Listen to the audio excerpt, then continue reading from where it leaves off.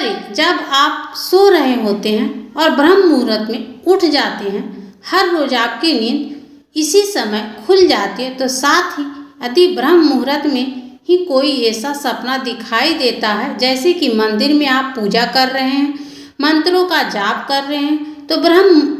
ब्रह्म मुहूर्त में देखे गए ऐसे सपने भी इस बात का संकेत होते हैं कि ईश्वर आपके घर में है। नंबर 2, यदि आपको ब्रह्म मुहूर्त में शंख की आवाज़ सुनाई देती है, मंत्रों की आवाज़ सुनाई देती है, घंटियों की आवाज़ सुनाई देती है,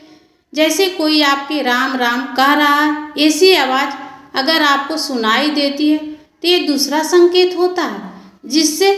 पता चलता है कि भगवान आपके घर में आ गए हैं। जब भी आप सुबह सुबह नहा धोकर तैयार होते हैं, तब आपको एक अलग ही सुगंध आती है। ये एक अजीब सी सुगंध होती है जो आपके घर में किसी को नहीं आती, लेकिन आपको महसूस होती है। ये ना तो किसी इत्र की सुगंध होती है और ना ही अन्य किसी अगरबत्ती या अन्य किसी चीज की, बस आपको एक अजीब सी महक आती है। ये सुगंध आपके मंदिर घर में से आती है, तब तो घर में जिस जगह होता है वहीं आपके महक आती है, और जितना आप अपने मन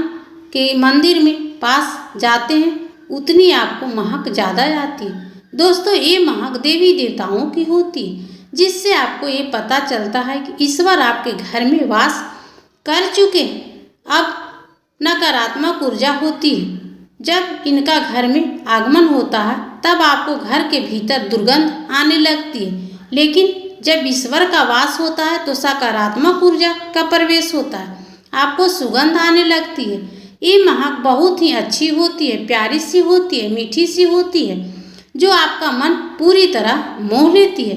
नंबर 4, जब भी आप पूजा करने जाते हैं तब उसी समय यदि कोई जीव आनी, कुत्ता, बिल्ली, गाय या फिर अन्य कोई भी व्यक्ति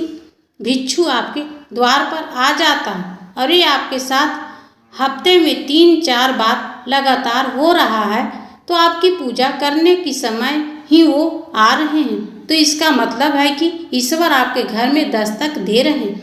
उनका आगमन हो रहा है। क्योंकि जो भाग्य होती है वह भी माता का स्वरूप होती है। कुत्ता भी भैरव बाबा की प्रतीक माना जाता है, या फिर कोई याचक आता है तो वो भी ईश्वर से किसी के रूप में